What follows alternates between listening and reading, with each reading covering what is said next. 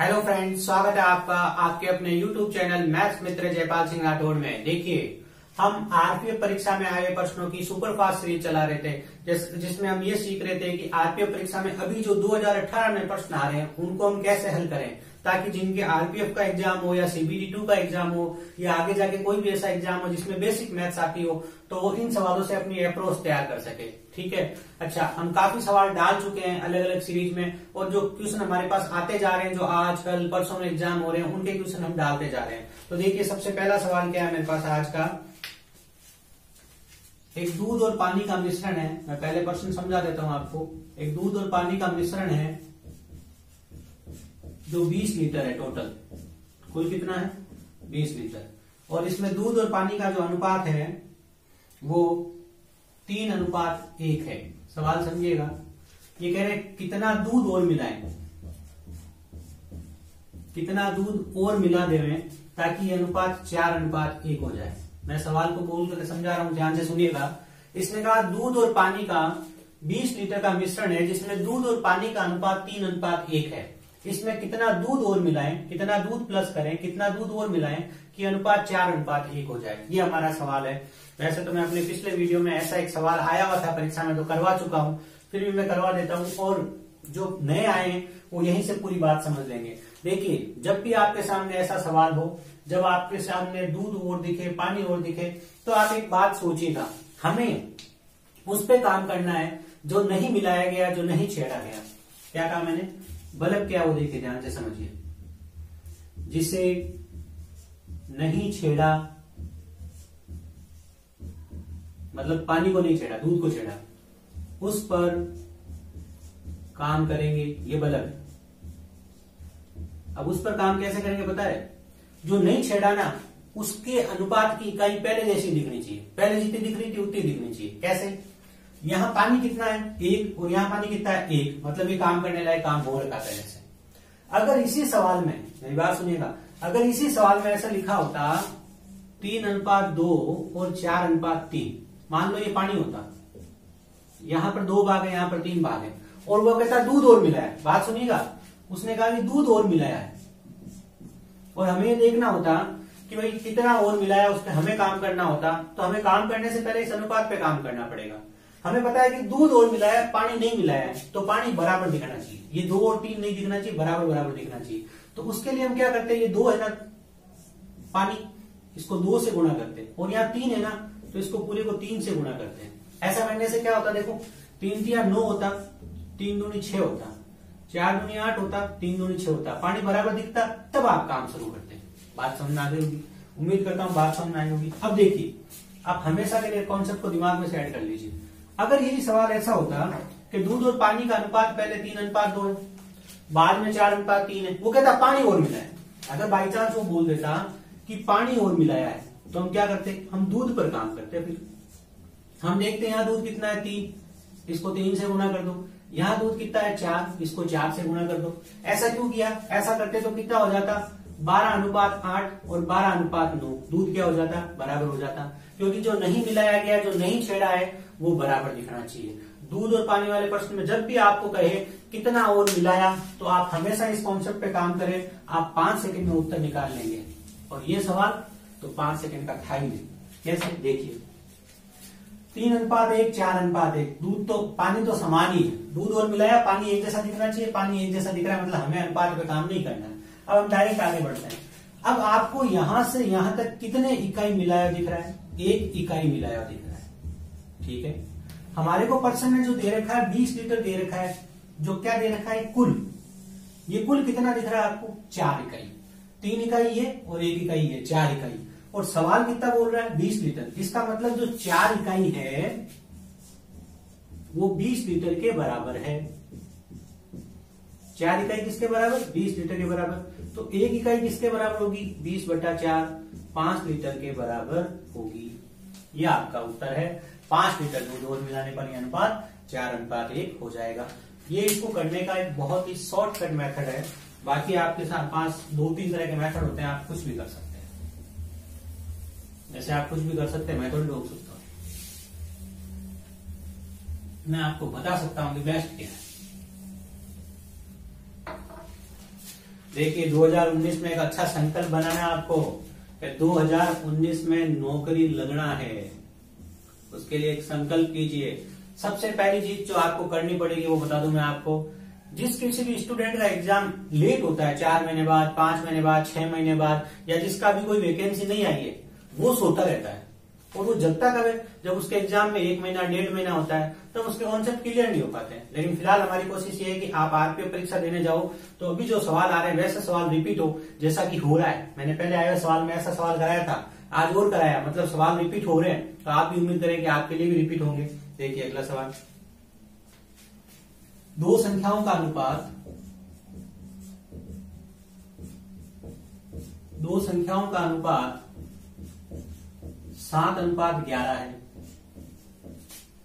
यदि प्रत्येक में 7 जोड़ दे तो यह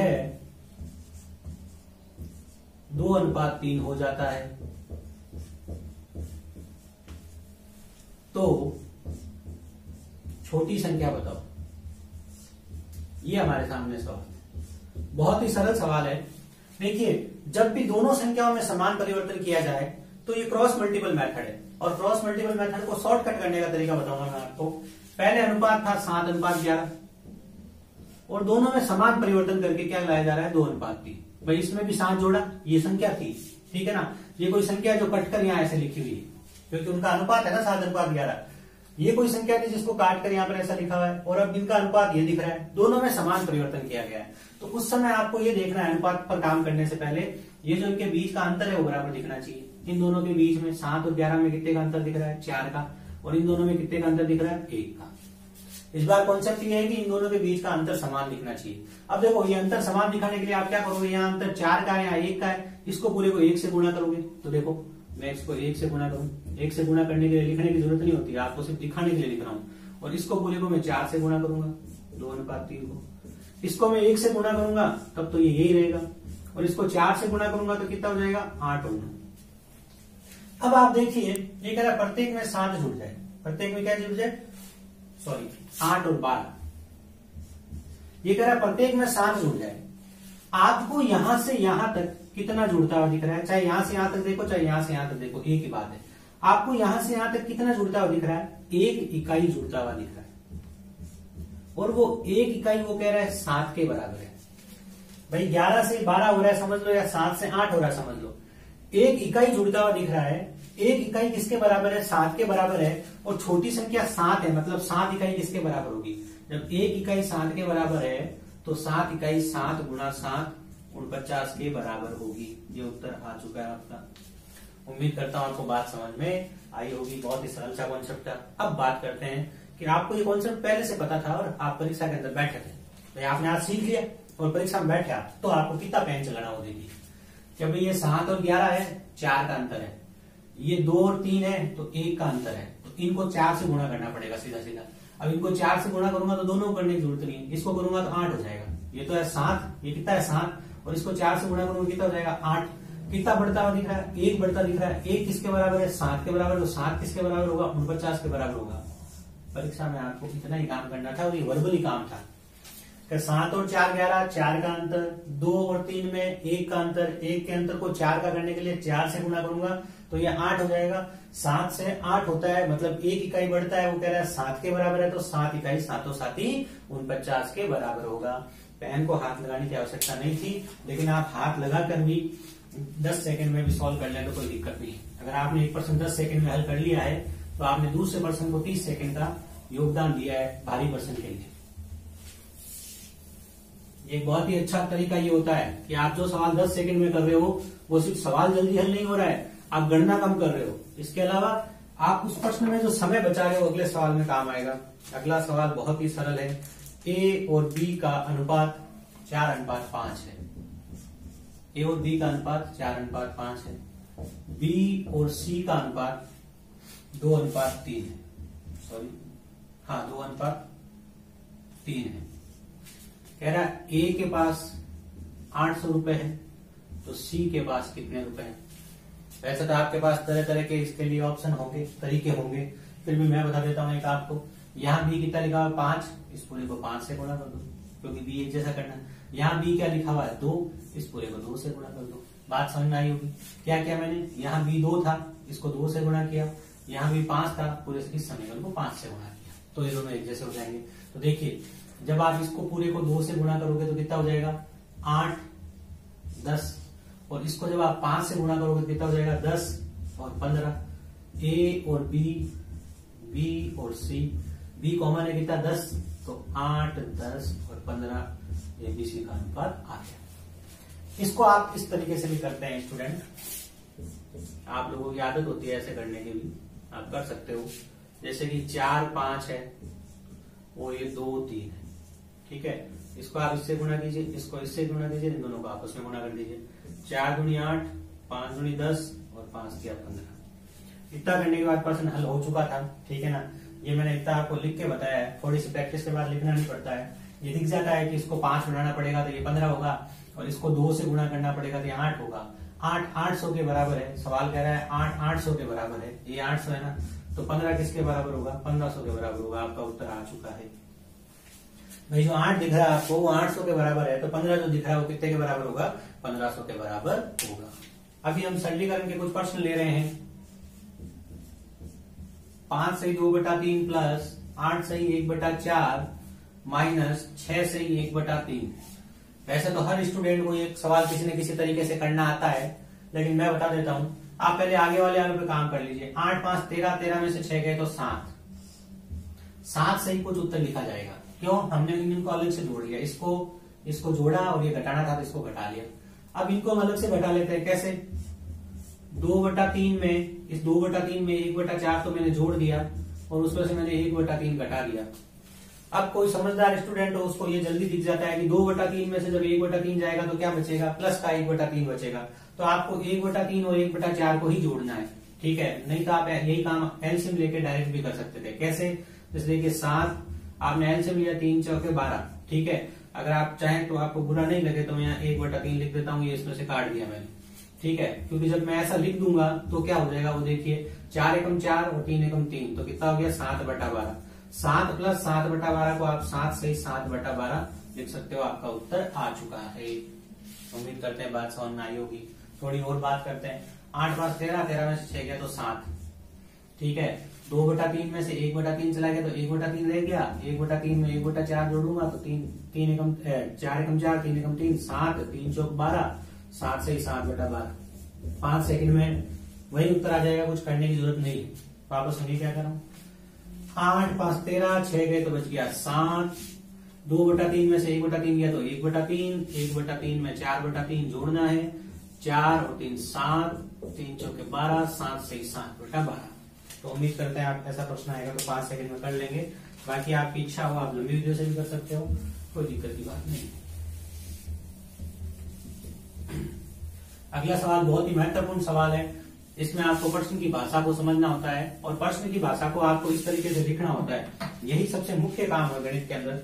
अगर किसी संख्या के 2 गुणे में से उसका 7/8 घटाए तो 81 प्राप्त होता है। क्या लिखा देखिए, किसी संख्या के, परीक्षा में ओरिजिनल कैसे सवाल लिखा वैसे लिखूंगा। किसी संख्या के 7/8 तथा 2 गुणे का अंतर 81 है तो संख्या बताओ। ये सवाल है। एक तो लिखा हुआ है 7/8, एक लिखा हुआ है 2, इनका अंतर बताना है। तो देखिए अगर आप कभी भी ऐसा सवाल हो और आप थोड़ा सा थ्योरेटिकल फॉर्म में करना चाहो तो कैसे करूंगा पहले बता देता हूं, फिर आप एक्स्ट्रा अप्रोच के साथ कैसे करोगे वो भी समझ लीजिएगा। देखिए ये 7/8 है तो संख्या का 7/8 है, उसको 7p/8 मान लो। क्यों, आपने माना कि संख्या है p, आपने संख्या क्या मान ली p, तो p का 7/8 कितना होगा ये आप डायरेक्टली करना सीख लेंगे, रोज का काम है। 7p/8, तो p का 7/8 क्या होगा 7p/8 या 7/8p, इस तरीके से। तो p का 2 गुना, इसका 2 गुना क्या होगा, p का 2 गुना क्या होगा 2p। इन दोनों का अंतर, तो 2 गुना तो ज्यादा होगा, 7/8 कम होगा क्योंकि ऊपर कम है ना, तो 1 से भी कम है। 2 गुना ये डबल है उसका, ठीक है, डबल से ज्यादा है ये। तो इनका अंतर कितना है, तो इनका अंतर देखने के लिए आपको मैथमेटिकली बहुत सिंपल तरीके से, ये बड़ी संख्या है और ये छोटी है, तो 2p में से आपको 7/8p घटाना पड़ेगा, तो इसका अंतर आ जाएगा। और जो हमें 81 दे रखा है इसको हल करोगे संख्या आ जाएगा। कैसे? आपको लसा में लेना पड़ेगा, 8 बट्टा में आएगा तो क्या होगा, 8 दूनी 16p, 16p में से गया 7p, बराबर में लिखा हुआ 81, 16 में से गया तो बच गया 9p, 9p बराबर 81 है, 9 में 81, 8 उधर गया, 9 8 की 72, p का मान आ गया। ये था एक सिंपल सा काम किया हमने। अब देखिए, अब कोई स्टूडेंट ऐसे भी सोच सकता है, थोड़ा सा स्मार्ट सोचने वाला है, जल्दी जल्दी सोचने वाला, वो ऐसे सोचता है तो भाई इसके नीचे बट्टा में 8 दिख रहा है ना, तो यहाँ भी बट्टा में 8 दिखा दो। क्या बोला मैंने? इसके बट्टा में 8 दिख रहा है तो आप यहाँ भी बट्टा में 8 दिखा दो। और यहाँ बट्टा में 8 दिखाने के लिए क्या करना पड़ेगा, ऊपर भी 8 से गुणा करना पड़ेगा, नीचे भी 8 से गुणा करना पड़ेगा, लेकिन काम ये मन में करना पड़ेगा। ठीक है ना? ऐसे लिखोगे तो फिर मतलब नहीं है। तो इसके बट्टा में 8 है और ये इसके बट्टा में भी 8 दिखा दो। इसके बट्टा में 8 दिखाने के लिए बट्टा 8 गुणा 8 करना पड़ेगा, तो 8 दूनी 16/8 हो गया। कितना हो गया? 16/8। तो ये तो है 7/8 और ये 16/8, तो अंतर कितने का है बताओ तो सीधा घटा लो, तो बट्टा में 8 बराबर ही है।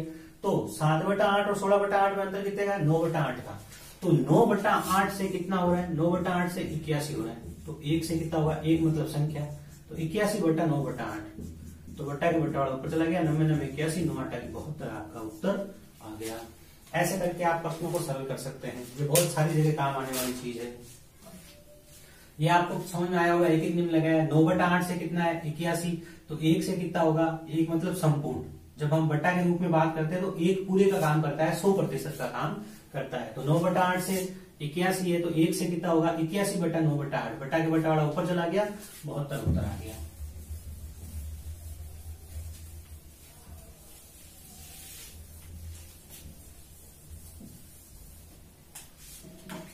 हम बात करते हैं अगले प्रश्न की। एक संख्या का 4/5, एक संख्या का 4/5 इसके 2/3 से 2/3 से 10 अधिक है, तो संख्या बताओ। अगर आप संख्या को p मानते हो तो 2/5 को क्या बोलोगे आप? 4p/5, अभी सिखाया था। और 2/3 को क्या बोलोगे आप? 2p/3। और ये 10 अधिक है, अधिक है मतलब इसमें से ये घटाने से 10 आएगा। भाई मैं कहूं a के पास b से 10 रुपए ज्यादा है, तो आपको क्या लिखना पड़ेगा? a माइनस b बराबर 10, ऐसे लिखोगे ना। a के पास b से 10 रुपए अधिक, अगर बोलता b के पास a से 10 रुपए अधिक है तो आप क्या लिखते? b माइनस a बराबर 10। तो यहाँ ये 4/5 जो है वो 2/3 से 10 अधिक है, तो आपने इसको लिख दिया 4/5p, इसको लिख दिया 2p/3। ठीक है, बराबर में आप लिख दिया 10। अधिक है इसलिए इसमें से घटाने पर ही आया, क्योंकि अधिक या कम जो है वो अंतर को बताता है। अब आपको सिंपल लसपे में काम करना है। इसको इससे गुणा करेंगे कितना हो जाएगा? 12p। इसको इससे गुणा करेंगे कितना हो जाएगा? 10p। और नीचे दोनों को आपस में गुणा करेंगे कितना हो जाएगा? 15। ट्रेडिशनल मेथड है एक तरह से देखा जाए तो। इसमें से गया तो कितना बच गया? 2p। 2p बराबर 10 है, 5, 2p/15 बराबर 10 है। ये इधर गया बट्टा में, ये आ गया ऊपर, तो p का मान आ गया 75। बहुत ही सरल सवाल है, दिक्कत की कोई बात ही नहीं है। अगला सवाल क्या है? अभी मैंने तरीका आपको सिखाया था, वही तरीका था। आप इसको थोड़ा और डायरेक्ट करना चाहते, जैसे आप लिखना कम चाहते, बात वही होती। इसको आप क्या करो, यहाँ गुणा करो, कितना होगा? ये कितना होगा? देखिए डायरेक्टली अगर आप देखना चाहे तो ये कितना है? 4×3 12। ये कितना हो गया? 12। ये कितना हो गया? 5×3 5 दूनी 10, ऐसा भी कर सकते हो आप। और बट्टा में 15 है, दोनों गुणा होकर। थोड़ा सा डायरेक्टली भी सोच सकते हो आप। अगला देखिए, 5 क्रमागत संख्याओं का योग 270 है।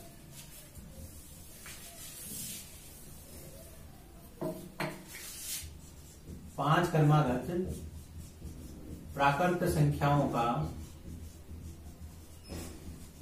योग 270 है। आगे का सवाल बताने से पहले, प्रश्न ने क्या पूछा बताने से पहले मैं आपको एक बात बता दूं। मैंने आपको पुरानी किसी जगह बताया था, जो नए थे आज सीख लो। अगर आपको 5 क्रमागत संख्याओं का योग ये दे रखा है, तो इस 270 में आप 5 का भाग दीजिए। 5 दूनी 10, 27 दूना 54। ये सबसे बीच वाली संख्या आ गई, ये आ गई सबसे बीच वाली संख्या। अब अगर ये बीच वाली संख्या आ गई है, तो इससे पहले क्या होगी? 53। उसके पहले क्या होगा 52, क्योंकि ये 5 में ये बीच ही है, मतलब तीसरी है। और फिर इधर क्या होगा 55 और इधर क्या होगा 56। तो संख्या क्या है 52, 53, 54, 55, 56। अब सवाल क्या कह रहा है वो देख लें, बात समझ में आ गई होगी। अगर 3 संख्याओं का दिया होता तो अगर लिखा होता 3 क्रमागत प्राकृत संख्याओं का योग 90 है, अगर ऐसा लिखा होता तो आप 90/3 करते, 30 बीच वाली संख्या पता चल जाती। 30 के इधर होगा 29, इधर होगा 31। ये तरीका आप अप्लाई करेंगे हमेशा जब भी आपको क्रमागत संख्याओं का योग दिया हो। अब सवाल ने कहा था दूसरी तथा पांचवी का योग बताओ। दूसरी तथा पांचवी का योग बताओ। तो दूसरी संख्या तो क्या है 53 और पांचवी क्या है 56। तो योग कितना हो गया 109। बहुत ही सरल सा सवाल है, आपने पहले ही पूरा कॉन्सेप्ट समझ के दिमाग में आपने इस तरीके से लिख लिया तो आपको दिक्कत नहीं आएगी।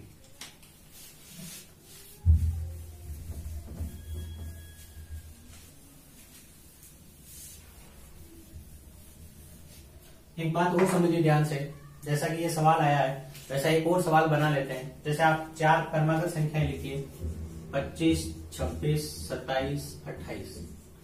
ये मैंने 4 क्रमागत संख्याएं लिखी है, सवाल बनाऊंगा मैं अभी। तो पहले मैं इसका योग करके देख लेता हूं। ठीक है 20, 40, 60 और 80, 90, 95, 105 और 106। सवाल ये है 4 क्रमागत प्राकृत संख्याओं का योग 106 है, तो संख्याएं बताओ। मन से कह रहा हूं मैं, ये मैंने आपको सवाल दे दिया। 4 क्रमागत प्राकृत संख्याओं का योग 106 है। अभी आपने ताजा सीखा है, तो आप 106/4 कीजिए। मैं ऐसा किस लिए बता रहा हूं वो ध्यान अभी आएगा आपको। जब आप ये करोगे तो देखो कितना आ रहा है 53/2। ठीक है ना, काटिए इसे 53/2। अब इसे आप और काटिए तो कितना आ जाएगा ये 26.5। तो आप हमेशा ध्यान रखिएगा जब भी आप ऐसा सवाल करते हो जिसमें 3 होता है, 5 होता है, 7 होता है, 9 होता है, तब तो आप डायरेक्टली बीच वाली संख्या मिल जाएगी। लेकिन जब 4 होती है, 4 क्रमागत प्राकृत संख्या, प्राकृत संख्या तो समझते हो ना, प्राकृत संख्या हम गिनती को बोलते हैं नेचुरल नंबर्स, 1, 2, 3, 4, 5। प्राकृत संख्या के अंदर सब पूर्णांक होते हैं, कोई भी पॉइंटों में नहीं होता है, ये प्राकृत संख्या नहीं हो सकती। ठीक है ना, लेकिन इसके दोनों तरफ वाली संख्याएं है ना वो पता चल जाएगी आपको। 26.5 किन 2 संख्याओं के बीच में आता है 26 और 27 के बीच में आता है, ये कॉन्सेप्ट पता चल गया आपको। तो इधर क्या होगा 25 और इधर क्या होगा 28। उम्मीद करता हूं बात समझ में आ गई होगी। मतलब 4 क्रमागत प्राकृत संख्याओं का योग दिया होता और संख्याएं बतानी होती तो आप 4 का भाग देते इस योग में, तो सबसे बीच वाली संख्या नहीं, बीच वाली 2 संख्याओं के बीच की संख्या निकल जाती। बात समझ में आ गई क्या, ये कॉन्सेप्ट है। तो 2 संख्याओं के बीच वाली संख्या निकल गई, तो हमने दोनों संख्याएं पता कर ली और इनके पहले वाले 2 संख्याएं पता कर ली। 4 संख्याएं पता है, कुछ भी पूछ लो। एक सवाल हमने सरलीकरण का और बनाया है जो वर्तमान अभी आरबीआई परीक्षा में तो नहीं आया, लेकिन पीछे की कई परीक्षाओं में ऐसे सवाल देखे गए हैं। ठीक है, तो ये भी थोड़ा महत्वपूर्ण बनता है। एक गेंद कुछ ऊंचाई से गिराए तो धरती पर गिरकर 3/4 भाग तक उछलती है। ठीक है, यदि 32 मीटर से गेंद को गिराया जाए तो तीसरे उछाल में कितनी ऊपर जाएगी। पहले सवाल समझ लीजिए। मान लो आपने गेंद को यहां से छोड़ा, ये जमीन है, यहां से अगर आपने इसे छोड़ा है तो वापस जब ये उछलेगी तो पिछली बार का 3/4 ही उछलेगी। ये कहना चाह रहा है, मतलब अगर मान लीजिए कि ये 12 है तो ये 9 ही दिखाई वापस, ये कहने का मतलब ये। अब ये कह रहा है कि ये पहला उछाल, फिर वापस दूसरे उछाल में इस उछाल की कितनी आएगी 3/4 और तीसरे में इस उछाल की कितनी आएगी 3/4। तो कह रहा है कि तीसरे उछाल तक इसकी ऊंचाई कितनी होगी, जब ये तीसरी बार उछलेगी तो इसकी ऊंचाई कितनी होगी, ये आपसे सवाल जानना चाहता है। बहुत ही सरल सवाल है, वृद्धि दर की तरह है, चक्रवर्ती ब्याज की तरह है, दोनों में सेम कॉन्सेप्ट है। अगर कहे किसी वस्तु के मूल्य में प्रतिवर्ष 1/4 की कमी आ जाती है, या किसी वस्तु का मूल्य प्रतिवर्ष पहले का 3/4 रह जाता है प्रतिवर्ष, तो 3 साल बाद मूल्य कितना होगा, वो सवाल और ये सवाल सेम ही है। ठीक है ना, कैसे करेंगे, ये 32 है, पहली ऊंचाई पर ये इतनी आएगी 3/4, ये पहली ऊंचाई का काम हो चुका है। दूसरी ऊंचाई पर क्या आएगी गुणा 3/4। इसको हल करने की जरूरत नहीं है अपने को, दूसरी ऊंचाई पर इतनी आएगी बटा 3, और तीसरी ऊंचाई पर कितनी आएगी, गुणा 3/4। बात समझ में आ गई होगी। यदि किसी वस्तु का मूल्य 32 रुपए होता और 1/4 की कमी होती तो पहले साल में कितना रहता, 3/4। अगले साल क्या होता, उसका 3/4। अगले साल क्या होता, उसका 3/4। वो का वो ही है। पहली बार में 32 उछली है, सॉरी पहले 32 मीटर की ऊंचाई से गिराया है, तो पहली बार में 32 गुणा 3/4 उछलेगी। उसके अगली बार में गुणा 3/4, उसके अगली बार में गुणा 3/4 उछलेगी। 4 चौक 16, 16 गुना 32, ठीक है। या फिर आप ऐसे समझ सकते हो 32 एकम 32, 4 चौक 16, 16 चौके 64, तो ये 2 बार घट जाएगा और ऊपर आ जाएगा 27/2, 13.5 मीटर उछलेगी। बहुत ही सरल सी गणना थी और बहुत ही सरल सा सवाल था। तो फ्रेंड्स, आपका अपना चैनल है ये, इसको आप आगे बढ़ाइए, शेयर कीजिए, अपने फ्रेंड्स को भी बताइए कि हमारे चैनल पे किस किस तरह से पढ़ाई होती है। हम चाहते हैं कि जब हम लाइव शुरू करें जनवरी में तो एक अच्छे खासे स्टूडेंट्स हमारे सामने हो। ठीक है, आपका धन्यवाद।